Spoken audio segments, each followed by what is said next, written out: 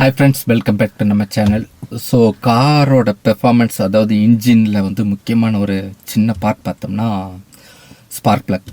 So spark ப்ளக்னா என்னென்னா பார்த்தீங்கன்னா அதிலே ஆன்சர் இருக்கும். அதாவது ஸ்பார்க் வந்து கிரியேட் ஆகுது. என்ன மாதிரி ஸ்பார்க்னு பார்த்தீங்கன்னா எலக்ட்ரிக்கல் ஸ்பார்க், அதாவது ஒரு சின்ன மின்சார துகள் வந்து உண்டு பண்ணுது. ஸோ எதுக்காக உண்டு பண்ணுது அப்படின்னு பார்த்தோம்னா நம்ம ஃபியூலை வந்து எரிய வச்சு அந்த பிஸ்டன் எல்லாத்தையுமே ரன் பண்ண வைக்கி. ஸோ காரோட இன்ஜினை வந்து ஸ்டார்ட் பண்ணி அதை ரன் பண்ண வைக்கிறதுல இந்த ஸ்பார்க் ப்ளக்லேருந்து கிரியேட் ஆகிற அந்த ஸ்பார்க், எலக்ட்ரிக்கல் ஸ்பார்க், அதாவது அந்த மின்சார துகளுக்கு வந்து ரொம்ப ரொம்ப ரொம்ப ஒரு வேலிட் உண்டு. ஸோ இப்போ வந்து அந்த மின்சார துகள் வந்து அந்த எலக்ட்ரிக்கல் ஸ்பார்க் வந்து நம்மளுக்கு கம்மியாக வருது, அப்படி இல்லை விட்டு விட்டு வருதுன்னா காரோட ஸ்டார்ட் அப் வந்து ப்ராப்ளம் இருக்கும். அப்படி இல்லை ரன்னிங்லேயே பார்த்தீங்கன்னா அதனோட பெர்ஃபார்மன்ஸ் வந்து ரொம்ப வீக்காக இருக்கும். ஸோ அதனால தான் என்ன சொல்லுவாங்க, ஒரு பர்டிகுலர் கிலோமீட்டர், ஒரு 40,000-50,000 கிலோமீட்டருக்குள்ளே ஸ்பார்க் ப்ளக் வந்து மாற்றுறதுக்கு வந்து கம்பெனிலேருந்து ரெக்வஸ்ட் பண்ணுவாங்க. ஸோ கண்டிப்பாக அதை வந்து மாற்றி தான் ஆகணும். ஸோ இந்த ஸ்பார்க் ப்ளக்லேருந்து வர்ற அந்த மின்சாரம் வந்து சரியான அளவில் நல்லா பவர்ஃபுல்லாக இருந்தால் நம்ம காரோட ஃபியூல் எக்கனாமிக்கு வந்து கண்டிப்பாக சேவ் ஆகும். அது மட்டும் இல்லை, காருக்கு வந்து அந்த ஸ்டார்ட் அப் ப்ராப்ளம் ஆகாது. ஸோ நிறைய பேர் காலையிலே பார்த்தீங்கன்னா கார் ஸ்டார்ட் பண்ணுறப்போ வந்து ஒரு 2 வாட்டி ஆஃப் ஆகும், அதுக்கப்புறம் தான் கார் எடுக்கும். இந்த மாதிரி ப்ராப்ளம் வந்து ஒரு சில காருக்கு இருக்கும். ஸோ அப்படி இருந்துச்சுன்னா அதுக்கு மெயின் ரீசன் என்னென்னு கேட்டிங்கன்னா, ஒன்று வந்து உங்களுக்கு ஸ்பார்க் ப்ளக் வந்து வீக்காக இருக்கலாம், அப்படி இல்லை ரொம்ப பழசாக இருக்கலாம். ஸோ அப்படி பழசாக இருந்தால் அதுலேருந்து வர்ற அந்த ஸ்பார்க், அது எலக்ட்ரிக்கல் ஸ்பார்க், அதாவது அந்த மின்சாரம் வந்து கொஞ்சம் கம்மியாக இருந்தாலும் உங்களுக்கு வந்து அது போதுமான ஃபீலை வந்து எரிய வைக்க முடியாது. அதனால் கார் வந்து ஸ்டார்டிங் தகராறா ஆகலாம். அப்படி இல்லைன்னா அந்த ஃபியூல் இன்ஜெக்டர்லேருந்து வர ஃபியூல் இருக்குல்ல, பெட்ரோல், ஸோ அது வந்து போதுமான அளவு வராமல் இருந்தாலும், அதாவது ஸ்பார்க் ப்ளக் நல்லா இருக்குது, மின்சாரம் போதிய அளவு வருது, பட் என்ன ஃபீல் வந்து கம்மியாக இருந்தாலும் உங்களுக்கு வந்து காரோட அந்த ஸ்டார்டிங் ட்ரபிள் வந்து வர்றதுக்கு அதிகமாகவே வாய்ப்பு இருக்குது. ஸோ இந்த ஸ்பார்க் ப்ளக்கோட முக்கியமான ஃபங்க்ஷன் என்னென்னா, ஃபஸ்ட்டு வந்து கார் இன்ஜினை ஸ்டார்ட் பண்ணுறது. ஸோ போதுமான மின்சாரம் கொடுத்து ஸ்டார்ட் பண்ணுறது. அது மட்டும் இல்லாமல் கார் இன்ஜினை வந்து ரன் பண்ண வைக்கிறமே இந்த ஸ்பார்க் ப்ளக் தான். நெக்ஸ்ட் பார்த்தீங்கன்னா அந்த ஸ்பார்க், அந்த மின்சார துகள் வந்து காரோட பெர்ஃபார்மன்ஸே உங்களுக்கு வந்து தீர்மானிக்கும் அப்படின்னு கூட சொல்லலாம். இப்போ பிக்கப் வந்து லோவாக இருக்குது அப்படின்னா அந்த ஸ்பார்க் ப்ளக் வந்து மின்சாரம் வந்து கொஞ்சம் கம்மியாக இருந்தாலே உங்களோட பெர்ஃபார்மன்ஸ், காரோட பெர்ஃபார்மன்ஸ் வந்து வீக்காக இருக்கும். ஸோ ஸ்பார்க் ப்ளக் நல்லா இருந்துச்சுன்னா உங்களோட காரோட பெர்ஃபார்மன்ஸ் வந்து கண்டிப்பாக நல்லாயிருக்கும். நெக்ஸ்ட் வந்து இன்னொன்று பார்த்தீங்கன்னா மைலேஜில் கூட இதனோட பங்கு வந்து கொஞ்சம் இருக்குது அப்படின்னு தான் சொல்லலாம். ஸோ கரெக்டான ஸ்பார்க் ப்ளக் இருந்துச்சுன்னா உங்களுக்கு மைலேஜ் கூட இன்க்ரீஸ் சரியான அளவில் கொடுக்குறக்கு வாய்ப்பு இருக்குது. ரொம்ப ட்ராப்பாக இருக்குது அப்படின்னா நீங்கள் ஸ்பார்க் ப்ளக் கூட மாற்றி பார்க்கலாம்.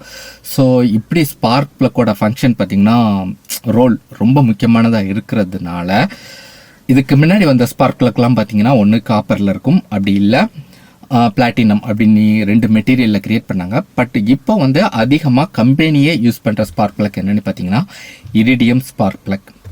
ஸோ இந்த இரிடியம் ஸ்பார்க் ப்ளக் வந்து நிறைய பேர் யூஸ் பண்ணுறதுக்கு வந்து பயப்படுவாங்க. எதனால் அப்படின்னு கேட்டிங்கன்னா, அது வந்து இன்ஜினை டேமேஜ் பண்ணக்கூடிய வாய்ப்பு இருக்குது அப்படின்னு சொல்கிறாங்க. ஸோ நிஜமாவே இரிடியம் ஸ்பார்க் ப்ளக்குக்கு இன்ஜினை டேமேஜ் பண்ணுற வாய்ப்பு இருக்கான்னு பார்த்தா கண்டிப்பாக இருக்குது அப்படின்னு தான் சொல்லுவேன். பட் என்னென்னா, அந்த இரிடியம் ஸ்பார்க் ப்ளக்கில் வந்து குவாலிட்டி வைஸாக 2-3 பிரிச்சிருப்பாங்க. அதாவது அந்த இரிடியம் ஸ்பார்க் ப்ளக் உள்ள எலக்ட்ரோட் அப்படின்னு ஒரு சின்ன மெட்டீரியல் உண்டு. ஸோ அந்த மெட்டீரியலை வந்து கோட் பண்ணியிருப்பாங்க, சுற்றி மூடியிருப்பாங்க. அது வந்து சிங்கிள் கோட்டாக இருந்துச்சுன்னா அதனோட ரேட்டு வந்து கம்மியாக இருக்கும். ஆஃப்டர் மார்க்கெட்டில் வந்து நீங்களே வாங்கி மாட்டலாம். ஸோ அந்த ஸ்பார்க் ப்ளக்கு வந்து 90% உங்களோட இன்ஜினை வந்து டேமேஜ் பண்ணுறதுக்கு அதிகப்படியான வாய்ப்பு இருக்குது அப்படின்னு தான் சொல்லுவோம். ஏன்னா அந்த மின்சாரம் வந்து ஓவர்ஃப்ளோ ஆகும், ரொம்ப அதிகமாக வர்றதுக்கு வாய்ப்பு இருக்குது அப்படின்னு கூட சொல்கிறாங்க. ஸோ அந்த சிங்கிள் கோட் வந்து தயவு செய்து நீங்கள் வாங்கி மாட்டாதீங்க. நெக்ஸ்ட் பார்த்தீங்கன்னா டபுள் கோட், ட்ரிபிள் கோட் அந்த மாதிரி குவாலிட்டி வைஸாக பிரிப்பாங்க. இது பார்த்தீங்கன்னா என்ஜிகே, அப்புறம் போஷ் அந்த மாதிரி கம்பெனிலலாம் அது வர வாய்ப்பு இருக்குது. ஸோ அவங்களாம் ப்ரொடியூஸ் பண்ணுறாங்க. ஸோ இந்த மாதிரி குவாலிட்டியான ஸ்பார்க் ப்ளக் வந்து உங்களுக்கு 100% நான் சேஃப் அப்படின்னு தான் சொல்லுவேன். அப்படி இல்லை அப்படின்னா உங்களுக்கு டவுட்டாக இருந்துச்சுன்னா நீங்கள் வந்து உங்கள் கம்பெனியை காண்டாக்ட் பண்ணி, அதாவது இப்போ வர்ற காரில் பார்த்தீங்கன்னா இரிடியம் அதிகமாக யூஸ் பண்ணுறாங்க. என்னோட கார் வந்து ஹுண்டாய் ஆரா. ஸோ நான் 2022 தான் கார் எடுத்தேன். ஸோ ஹுண்டாயில் எப்போ யூஸ் பண்ணாங்க ஆரம்பிச்சாங்கன்னு பார்த்தோம்னா நியாஸ் i10 யூஸ் பண்ணுறதுலேருந்து அதுக்கப்புறம் இப்போ வர்ற கார் எல்லாமே இரிடியம் ஸ்பார்க் ப்ளக் தான் யூஸ் பண்ணுறாங்க. ஸோ நியாஸ் i10 எப்போ யூஸ் பண்ணாங்க, எப்போ லான்ச் பண்ணாங்கன்னு பார்த்தீங்கன்னா 2019. ஸோ கிட்டத்தட்ட 4 years 5 years அதுலேருந்து பார்த்தீங்கன்னா இரிடியம் ஸ்பார்க் ப்ளக் வந்து யூஸ் பண்ணிக்கிட்டு இருக்காங்க. பட் அதுக்கு முன்னாடி ஒரு 5 வருஷத்துக்கு முன்னாடி உள்ள கார்லலாம் பார்த்தீங்கன்னா கண்டிப்பாக இரிடியம் ஸ்பார்க் ப்ளக் இருக்க வாய்ப்பு இல்லை. ஸோ காப்பர் அப்படி பிளாட்டினம் ஸ்பார்க் ப்ளக் வந்து இருக்கும். இது பார்த்தீங்கன்னா உங்களுக்கு போதுமான பெர்ஃபார்மன்ஸ் இருக்காது, மைலேஜ் இருக்காது. ஸோ ஸ்டார்டிங் ட்ரபிள் கூட வரலாம். ஸோ அதுலேருந்து நீங்கள் இங்கே இரிடியத்துக்கு மாறலாமா அப்படின்னு கேட்டால் 100% நீங்கள் தாராளமாக மாறலாம். பட் என்னென்னா நீங்களே ஆஃப்டர் மார்க்கெட்டில் போய் தயவு செய்து வாங்கி மாட்டாதீங்க, அது ரொம்ப ரிஸ்க் அப்படின்னு தான் சொல்லுவேன். ஸோ உங்கள் கம்பெனிக்கு போனால் அவங்களே வச்சுருப்பாங்க, அவங்களே ரெக்கமெண்ட் பண்ணுவாங்க இந்த ஸ்பார்க் பிளக் வாங்கித்தாங்க நாங்கள் மாட்டி தரோம் அப்படின்ட்டு. ஸோ அவங்க மூலமாக ப்ராப்பராக இன்ஸ்டால் பண்ணால் அதை உங்கள் காருக்கு வந்து 100% சேஃப். நீங்களே இன்ஸ்டால் பண்ணால் அது கண்டிப்பாக அது ரிஸ்க் அப்படின்னு தான் சொல்லுவேன். நெக்ஸ்ட் இன்னொன்று பார்த்தீங்கன்னா, இந்த ஆஃப்டர் மார்க்கெட்டில் ஏதோ ஒரு கம்பெனி இரிடியம் நான் வாங்கி மாட்டுறேன் அப்படின்னு பார்த்தீங்கன்னா, அதில் பார்த்தீங்கன்னா ஒரு சின்ன ஸ்க்ராட்ச் இருந்தாலும் அப்படி இல்லை ஏதாட்டும் ஒரு இடத்துல லைட்டாக உப்பி போய் இருந்தாலும் அது வந்து உங்கள் இன்ஜினை டேமேஜ் பண்ணும் அப்படின்றாங்க. ஸோ அதனால தான் நான் என்ன சொல்கிறேன்னா, நீங்கள் ஸ்பார்க் பிளக் மாற்றுங்க, இரிடியம் ஸ்பார்க் பிளக் தாராளமாக மாற்றலாம். பட் என்னென்னா உங்கள் கம்பெனி மூலமாக நீங்கள் அதை செய்யுங்க அப்படின்னு தான் சொல்கிறேன். அப்படி செய்கிறப்ப கண்டிப்பாக உங்கள் காருக்குள்ளே அந்த ஸ்டார்டிங் ட்ரபிள் வந்து கண்டிப்பாக இருக்காது.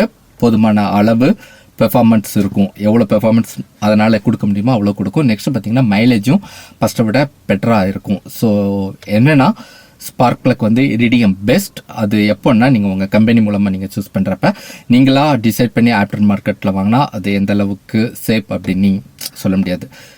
ஓகே ஃப்ரெண்ட்ஸ், மீண்டும் அடுத்த நல்ல ஒரு வீடியோவில் மீட் பண்ணுறேன். இந்த வீடியோ உங்களுக்கு யூஸ்ஃபுல்லாக இருந்துச்சுன்னா தயவுசெய்து கொஞ்சம் சப்ஸ்கிரைப் பண்ணுங்கள். ஸோ முடிஞ்சால் ஷேர் பண்ணுங்கள், கமெண்ட் பண்ணுங்கள். நெக்ஸ்ட்டு மீண்டும் ஒரு நல்ல வீடியோவில் உங்களை மீட் பண்ணுறேன். அது வரைக்கும் ஸ்டே பிளஸ்ட்.